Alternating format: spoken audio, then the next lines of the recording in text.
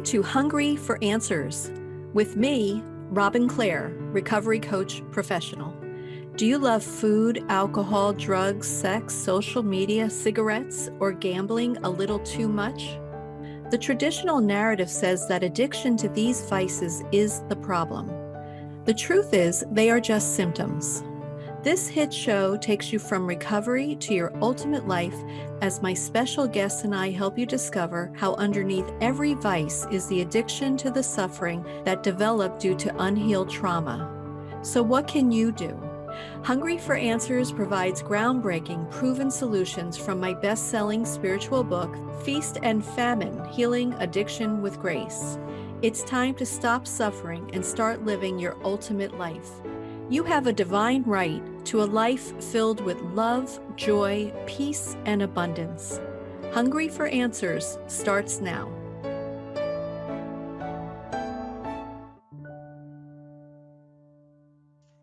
Hello and welcome to Hungry for Answers. This is Robin Clare, and I'm really excited today. I have Terry McDougall, who is an executive coach, leadership consultant, speaker, and author who focuses on how to be happier at work. So today's episode will focus on how to overcome the mindset that in order to be successful at work, one has to focus on the needs of others to the exclusion of maintaining a healthy connection with oneself.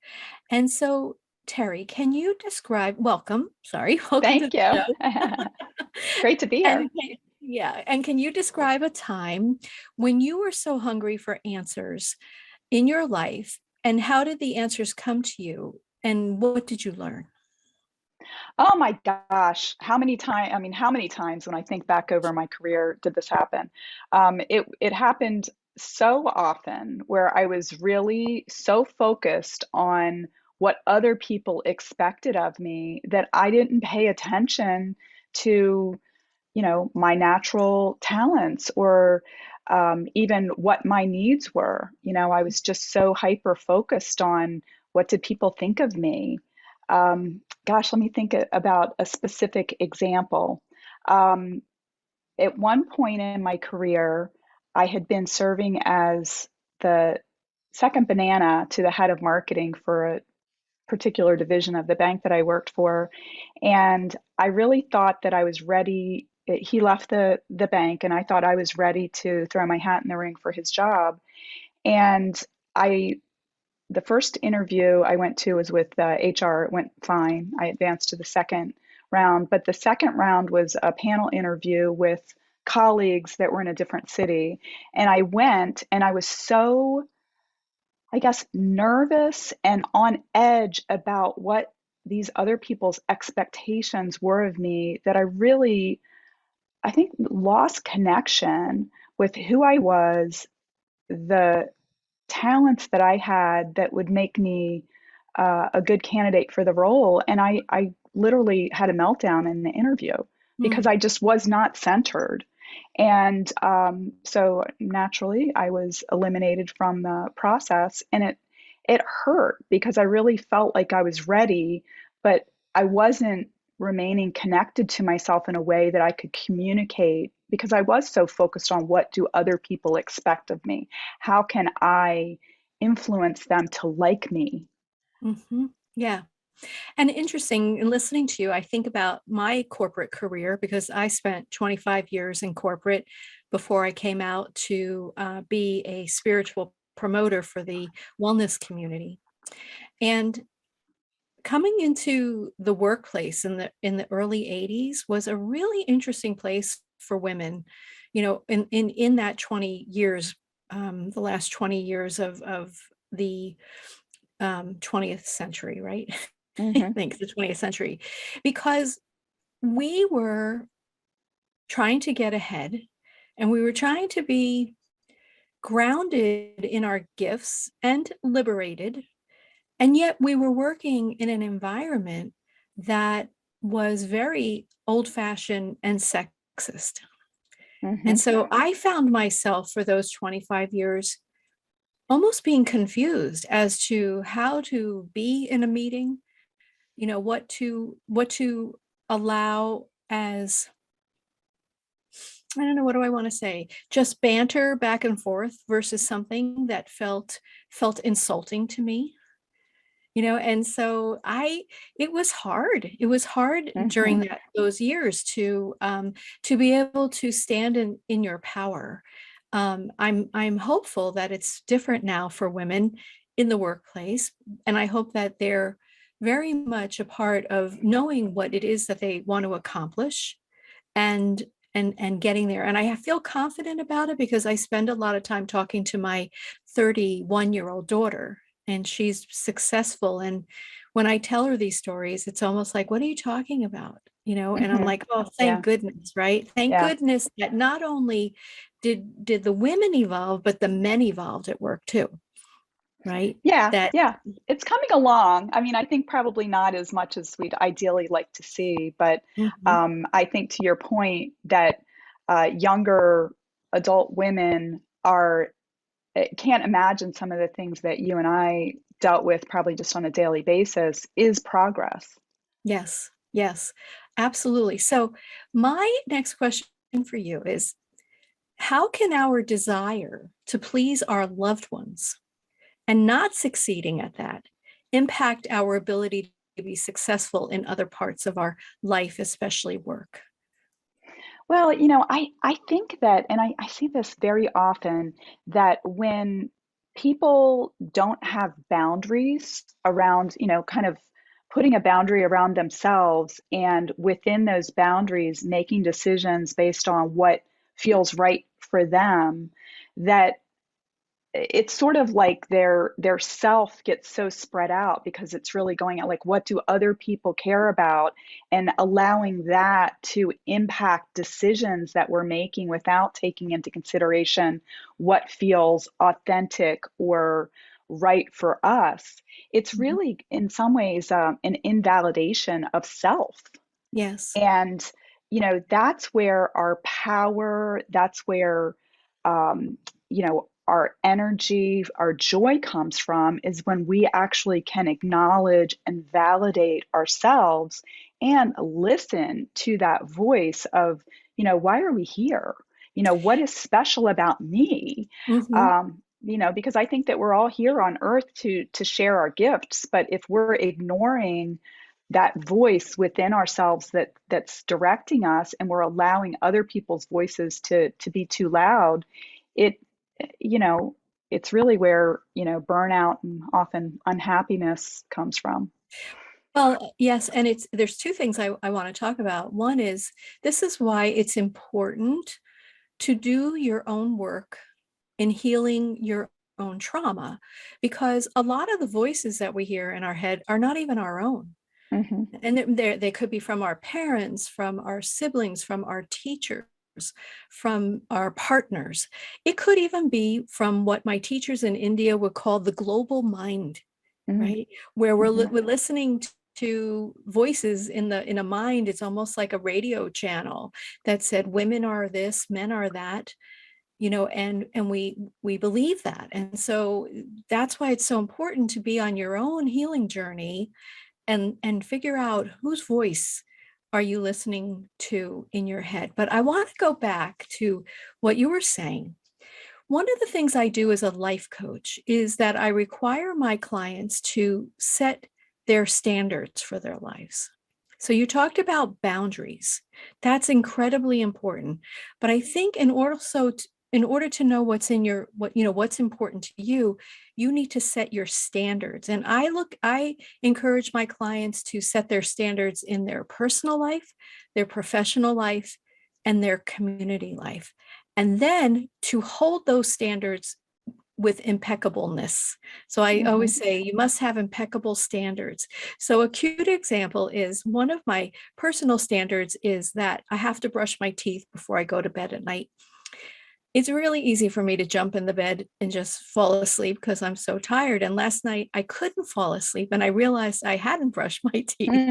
So I'm Hmm. like, is it as simple as this? If I get up and brush my teeth and come back to bed, I will fall asleep Hmm.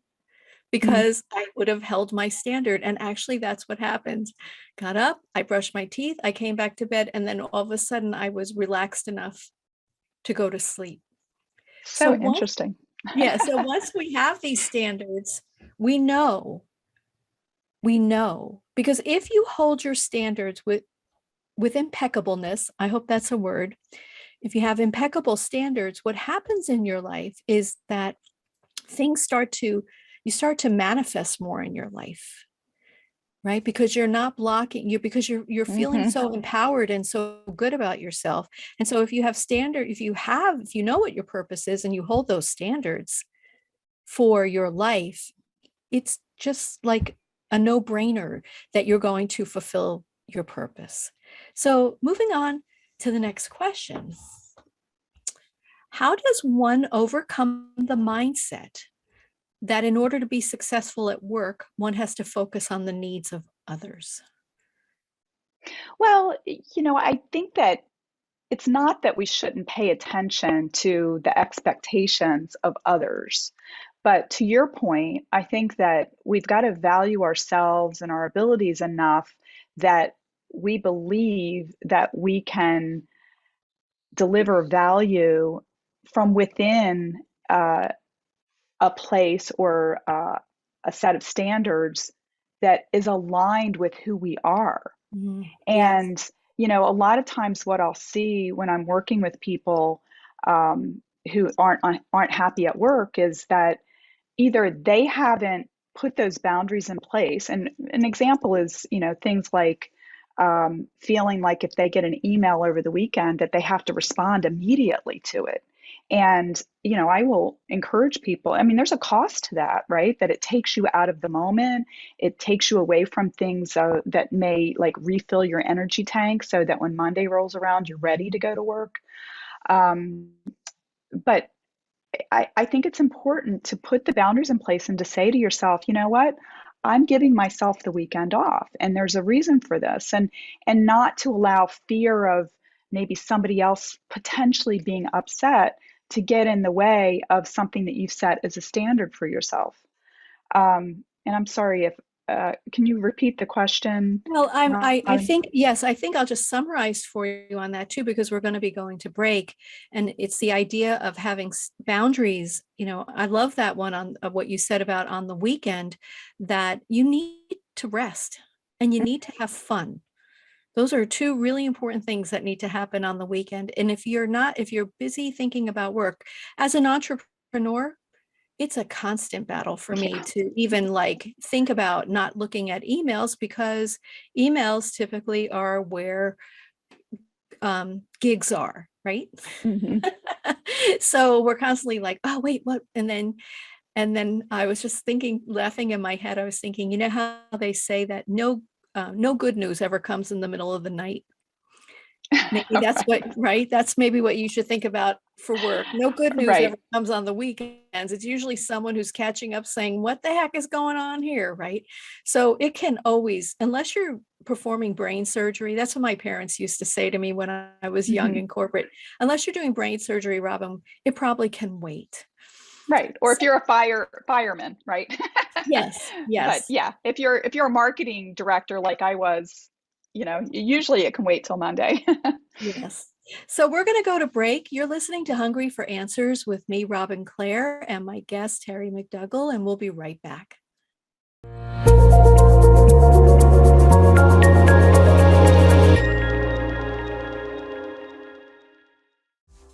And welcome back to Hungry for Answers. To learn more about me, Robin Clare, please go to my website. That's clarity.com, CLARE, like my last name, -ITY.com. And I'm on Instagram at Clarity by Robin and Facebook Clarity with Robin. And I'm here with Terry McDougall. And Terry, how can people get a hold of you? People can go to my website at terrybmcdougall.com, or they can reach me on LinkedIn, and my handle there is Terry B. McDougall. That's great. That's great. So we're going to go back to one of the topics, one of the questions that I asked about how how could how do our parents, the people in our past, the people that might have created trauma in our lives, might have, probably did. I'm Yeah. being too nice. Probably did create trauma helped us to create trauma patterns in our lives. How can we acknowledge that and work to move beyond having that impact how we serve others at work? Well, I think that it really starts with when something doesn't feel right. When Mhm. we're children and our parents are teaching us, or yeah, I mean, we learn how to interact in the world from our parents. And, sometimes parents can have dysfunctional ways of operating. And they may sometimes teach the children to do things that are better for the parent than they are for the child. Mhm. And, in fact, I was raised that way. My mother had some mental illness, and in many ways she was a good mom, and in many ways she wasn't. Mhm. And she really encouraged me and my sisters to operate in a way that served her well, but didn't necessarily serve me well. And it, in many ways, I felt like put me a bit in a bind because I wanted the love of my mother. I mean, and when you're a child, you kind of have to listen to your parents, and you start to internalize these, quote unquote rules of what it means to be a member of the family. But as time goes on, sometimes that doesn't feel quite right. Mhm. And we can continue to do things just out of habit, but if you're finding that things keep coming up, that it doesn't feel right, that it feels bad, that it can be important to really check that out, because a lot of times the people around us, they may not mean to do this, Right. but they may be doing things that are not healthy for you. And at some point it's important to like step away from the situation and try to look at it a little more objectively, like really zoom out and say what's really going on here, and decide whether you want to continue to be, you know in this dance, because there are patterns that can happen over the course of our early lives, and in fact when we don't really have much choice about how we show up. I mean, when you're a child, your parents are the people that sort of determine the reality, right? And so if you've been trained for many years that this is the way you need to operate, a lot of times when we leave the family environment, we go into the greater world, and we keep repeating those patterns. Yeah, And if it there's a wonderful book called the Empowerment Dynamic. Stands the Empowerment Dynamic stands for TED, or TED stands for that. And the thing that I took away from the TED book, it's a tiny little book, like one of those Who Moved My Cheese kind of Mhm. books. But the premise is that when you're in a good space about yourself, when someone is giving you feedback, it feels like constructive and it's going to be great and you're going to move forward. But if you're not in a good place about yourself, if you haven't healed your relationship with your parents, if you haven't healed, you're Mhm. still seeing the world like from your inner child. When people give you feedback, it's always going to feel devastating. Mhm. And Yeah. so to me, that's the importance of doing your own work, because you need to get to a place where you can see that someone's giving you feedback because they want you or the project or the team to succeed. They're not doing it to make you feel bad. Like maybe it was done on some level with a controlling parent. Mm. So, Yeah. yeah, very interesting. So let's see, where can we go from here? How would you describe a healthy connection to oneself? I think that it is when you're hearing voices. I don't want to make it sound like that there's any insanity or anything going on here, but we have those instincts, we have those um, the intuition, Mhm. and when we can become aware of it and pay attention to it, I think that there's a certain feeling of peace, of alignment when we're connected with self. And I think that there is discord and there is friction and tension when part of us, maybe the ego is looking out into the world and saying what's expected of me, and then that sort of connection with self is broken, and part of you feels alone and feels not seen and not validated. I think that that's what it looks like when there isn't that connection. And Yes. when there is the connection, it feels like alignment. It feels right. You feel a sense of, maybe not constant joy, but you get those little butterflies. You feel like, hey, everything's right with the world. Yeah, and it certainly gives you a better perspective for when, that's what I was talking about with Ted, for when feedback comes, right? Mm-hmm. Mm-hmm. Or when even when someone else on your team isn't, and you have to give feedback, Mm-hmm. right? When you're giving it from a place of groundedness, one in my first book, Messiah Within, Yeshua, who's the ascended master I worked with, defined unconditional love as acceptance without judgment. Mm-hmm. And that's just not for our personal life. We can treat everybody in unconditional love. We may not be as verbal about it or in the workplace, but that's the same intention, right? Because you're talking about your life and how you can maybe live in a judgment-free zone in your life. That doesn't just mean in your personal life. You have to see everybody um, as an extension of you and be able to see them through from their perspective. And for me, that was huge. When I could see people start to look at it from their perspective, I'm like, wow, I see that. I can see that, why they would think that. And that was actually an extraordinarily helpful tool for me in my corporate days, was to be able to do that. What do you think about that Absolutely. tool? I agree 100%. And I think that, the bottom line is that the things that people do make sense to them from where they're sitting. And usually there's conflict when we think that people should see things the same way that we do.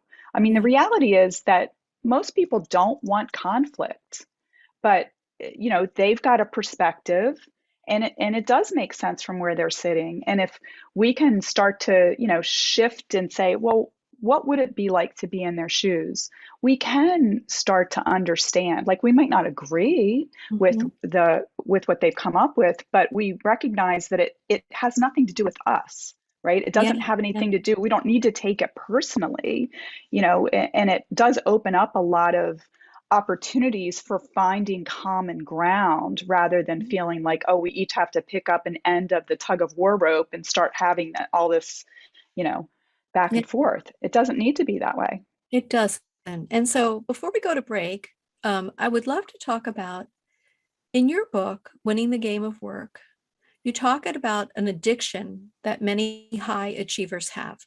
What is that addiction and how does it typically start? Well, I sense this myself, but I came across research that Time DeLonge at Harvard Business School did. He studies high achievers, and he purports that high achievers are addicted to external validation.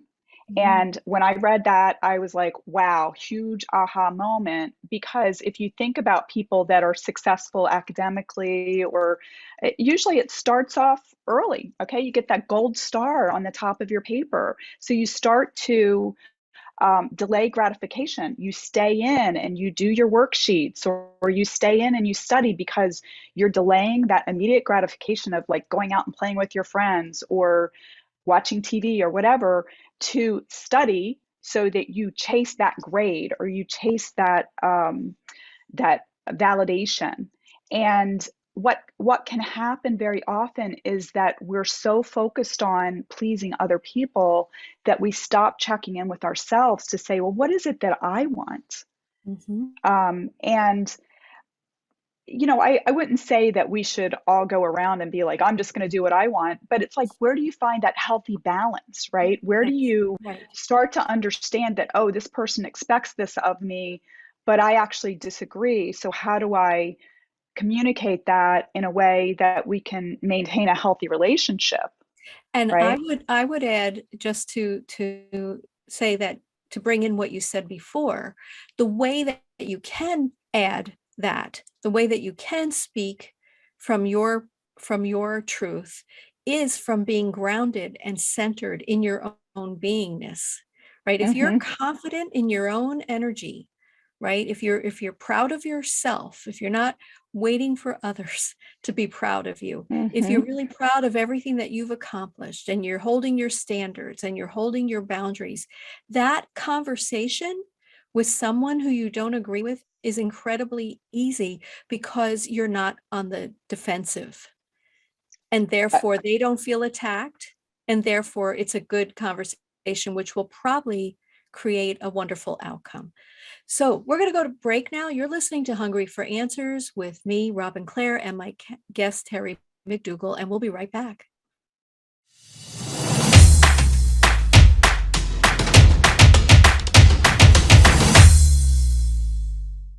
Hello, and welcome back to Hungry for Answers. To learn more about me, Robin Clare, and my work, please go to clarity.com. That's CLARE-ITY.com. And I'm here with Terry McDougall. And Terry, your website, please. It's terrybmcdougall.com. That's great. And Terry, you have a book that you would like to give away, called Winning the Game of Work. And can you just tell us a little bit about the book? Yeah, sure. So the book is really, I was motivated to write this because I always wanted to move ahead at work, but it took me a long time to realize that I should have been treating work more as a game. I just Mhm. kind of thought if I showed up at work and I did the same things that I did at school to be successful, that I would move up. Yeah, But what I didn't realize is that it's really important to understand the objectives of what's going on in yeah, businesses that you work in and to develop a strategy for your career. And unfortunately, a lot of those unwritten rules of the quote unquote game aren't taught. yeah, So I was really motivated to share a lot of the hard-won lessons that I learned the hard way, and some of the things I learned from some great mentors I had along the way with other folks, so they don't have to struggle as much to not only be successful but also happy and satisfied with what they're doing in their career. yeah. So if you'd like to be the first caller to receive this copy of the paperback, please go to 1-800-930-2819. And this conversation reminds me of, I always felt that corporate America was the greatest example of the law of attraction. It was like the perfect example of that. And so when you're in corporate, there is a game that you have to play, and you have to understand how corporation works, how you get ahead, how you add value for all of the stakeholders. And it's exactly how, if you were to study Abraham Hicks and the law of attraction, you could easily apply those. For Hmm. me, coming um, into my own business, I really struggled with that. I didn't know how to value myself. I didn't know how to put a value on what I do, and it took me years to be able to put a value on it.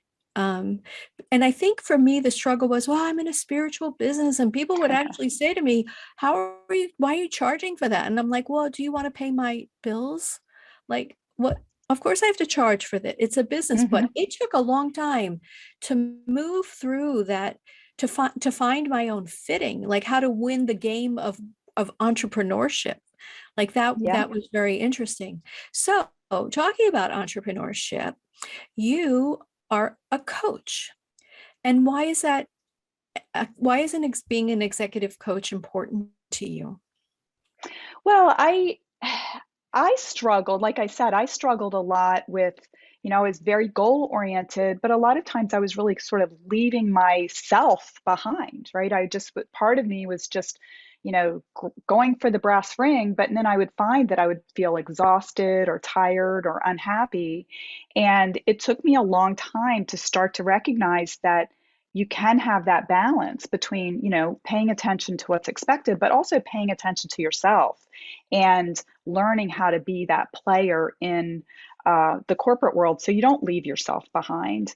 Mhm. And as a leader, I really always enjoyed the coaching and mentoring aspect of being a leader to help people on my team be more effective at work without grinding it out constantly.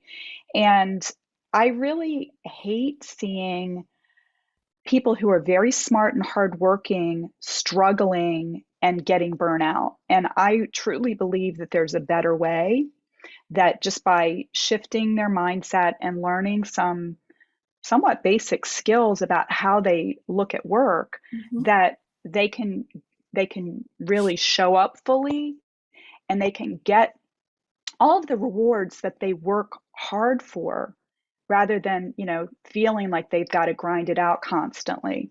I think, just going back to what you were saying earlier, I think that when we can really value ourselves and kind of put the boundaries in place to believe that what we want out of our career is possible, that Mhm. we can find a way to trade that value for the things that we've been looking for. Yeah. And do you find too, it seems like there's a lot of distraction at work. First of all, a lot of people are still working from home. Hmm. Hmm. We've been doing it a while, so we know how to not be distracted. But Hmm. I imagine during COVID-19, we saw a lot of distraction, a lot of people spending too much time on their phone or having Netflix on behind their computer, right, while they're working. And do you find that that comes up in your coaching, like how to keep people focused on accomplishing what they need to get done on their assignments? Yeah, I mean, I've seen a number of interesting patterns. I mean, I think one of them is, people who almost felt guilty, not that had any choice, but they felt guilty about working from home. And so they didn't have boundaries between work and home, right? When you go to the office and then you come home, there's a natural boundary between work and home. But when your office is your dining room table and the laptop is set up there 24/7, I had a number of clients that, really had a hard time with stopping work, right? Because they felt like, oh, I have to prove that I'm doing work. Right. And I think that it's really important to kind of get to a conscious place to say to yourself, like, to me, what is a fair work day? It doesn't have to be 9 to 5. Like, if you feel more comfortable working 8 to 6, that's fine. But be intentional about putting those boundaries in place. Mhm. And at the same time, say to yourself, like, you know, you're worthy and you are adding value, even if only work 8 or 10 hours a day, right? You don't have to work 24/7. And in fact, that's counterproductive. Right. So what does an executive coach do? And how is it different from being a consultant? Well, an executive coach works with people to get clarity on their goals, typically Mhm. around work. So Mhm. most of the time, people want to be more effective. Maybe they've gotten promoted and they need to figure out like what's going to set them up for success. So we get clear on the goal. We develop a roadmap to get from wherever they are to where they'd like to be. Usually, when we're developing that, we'll identify some specific skills that we need to work on. And that could be things like how to delegate more effectively, how to prioritize, how to, time management or executive presence. I mean, any number of areas. But once we identify those, and then we put a plan in place to start to develop them. And um, one of the most important things that I work with people on is not only getting clarity on that goal, but also shifting to a mindset that they believe that goal is possible. Mm. And, when people are facing new situations, or if they're facing a situation that they've struggled with, that they've tried a lot of things and it hasn't worked, that sometimes people can kind of hold on to that negative mindset, like, oh, I don't think this is going to work, or, um, you know, I'm probably never going to get promoted to the next level. And that's natural to sometimes like hold on to the negativity because it protects us from disappointment. But if you're serious about reaching a goal, it's really critical to have the courage to believe that the thing Mhm. that you want is possible. Well, I want to share too that that language that you used, I'm probably never going to get that next promotion. That is not protecting you. That's actually stopping you from getting the next Yes, it is. promotion because you're basically saying to the universe, don't give me that next promotion because That's right. I'm pretty certain I'm probably never going to get it. And then the Hmm. universe is saying, bummer. We really would like to see her or he Yeah. get further ahead. So Yes. I would invite you to, instead of saying that, say, this is if when I move to my next promotion, this is what I know that I should move to the next promotion because this is what I can accomplish there. Yes. Yes. Something that lets you envision what you want next and put it in Hmm. the language that the universe is like, yes, that's it. Let's go. Let's go. Hmm. And also going back to what we said very early on, your language influences what's going on your inner world. And so Yes. when you put use positive language, forward thinking language, all of that stuff, you are going to find that things begin to happen to you. More synchronistic events happen. You meet people, people connect you. And so when you're focused and you're intentional and you're able to see things from other people's perspective. I'm just going over all the wonderful things that we Hmm. talked about. When you set your standards, when you have impeccable integrity, right? Integrity, and you have impeccable standards. All of these things put you in the right mindset for success, but it doesn't give you an addiction to high achievement because you're doing it from all the right places. And so, Right. yes, you will be a high achiever, but you won't be burnt out and you won't be disappointed. You'll be really excited about going to work the next day. So, you've been listening to Hungry for Answers with me, Robin Clare, and my very special guest, Terry McDougall. And Terry is an executive coach, and she has a wonderful book called Winning the Game at Work. So, check it out, everybody. And Terry, thank you very much. Robin, it was great to be here. Thanks for having me. You're welcome. And we'll see you all next time. Bye bye.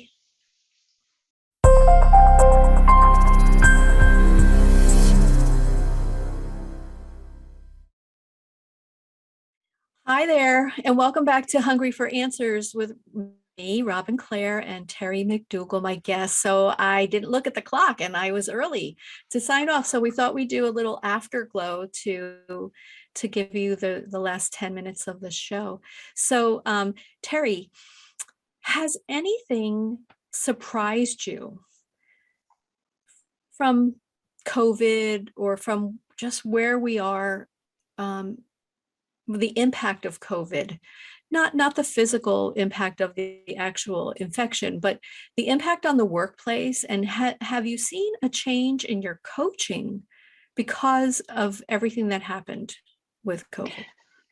Well, one of the things that was very interesting back in 2020 is that I noticed that a lot of people were really starting to re-examine their relationship with work.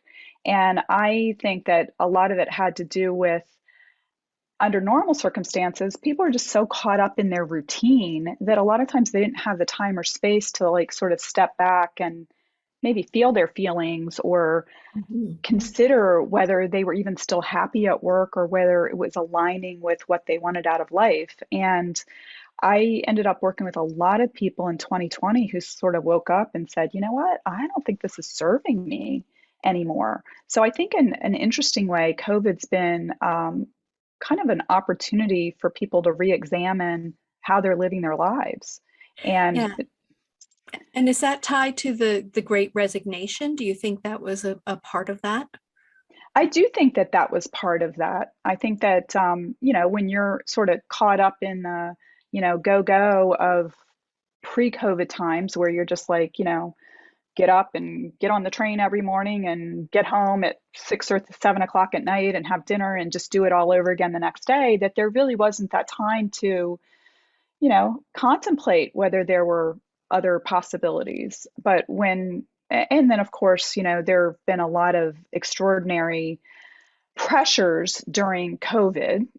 I worked with a lot of people whose companies, might have laid people off, but the workload didn't decrease. And organizations were doing this because there was so much uncertainty. They didn't want to invest in additional headcount if they weren't sure what, economically things were going to look like. Right. But I think people start to say, like, is this for me? Do I need to step back? It's scary to think about getting another job, right? Or leaving. I mean, I worked with a lot of people that had been working for 10 or 15 or 20 years in the same job, and they, suddenly woke up and said, maybe it's time to reconsider. Yeah. And it was just such an interesting time because, as you said, people did come home, and it's almost as if the entire world went inside, Hmm. which energetically meant on a global level that we were all going inward. And a lot of people, I noticed, there were a lot of extremes. Some people really took that going inside figuratively and literally, and said, what is going on inside of me and what do I want next for my life? And then on Hmm. the other extreme, people were kind of freaking out because they had never been, what is that expression? Wherever I am, there I go, right? That's right. Something, right? Like, wait, Yes. I'm in this house with me, right? Oh my Wherever God. I go, here I am. Yes, Yes, wherever I go, exactly. here I You am. can't Thank you. escape. Yeah. Right. And so they were like, wait, what? How am I going to, survive this with myself? Now, a lot of people were truly alone, Yes. but a lot of people also felt a lot of isolation. And now we have the process of stepping back in, Hmm. which is also, I'm sure there's a lot of people with anxiety about going back into the office. I Um, got a I got on a that. text today from somebody that I've worked with in the past, and she's a mom to two young kids, and she's got an SVP job at a bank. She's been really responsible and successful.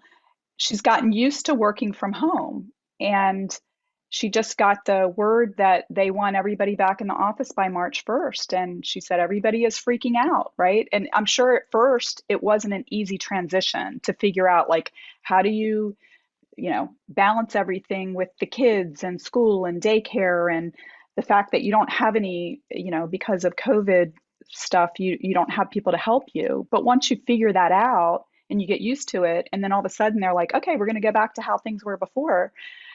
That's a tough transition. And it's really difficult, I think, for the kids too, because now they're used to you being around. Hmm. I remember when I left corporate, my daughter was a freshman in high school, and she was really upset with me because she thought, we were going to the poorhouse or something then. Hmm. And I'm busy setting up my office. And then on Monday morning, she was going to carpool, and she came in my room and she said, does this mean, Mom, that you'll be home every day after work every day after school? Hmm. And I said, yes, that's what this means. She goes, oh, that's awesome. And then she went. And so these parents have gotten a taste of what it means to be available to their children, Hmm. um, for for this time period. And hopefully what they'll do, the parents, is not forget that, now that they have this new level of communication with them, that they hold on to that so that Hmm. they're happy at work while their children are thriving at school. All right. So now we're actually really ending. This is the end of Hungry for Answers segment. And thank you, Terry McDougall. You've been awesome. And I hope everybody has learned a lot. Robin, thanks again for having me. I really enjoyed it. Yeah, you're welcome. And we'll see you all next time. Thank you. Bye. Thank you for tuning into Hungry for Answers. Learning to love ourselves is the one true solution to addiction. Make a commitment to healing today and see how you can reach your ultimate potential. Remember, you have a divine right to a life filled with love, joy, peace, and abundance. To learn more about me and my offerings, please go to clarity.com. That's Clare, CLARE -ity.com. See you next time.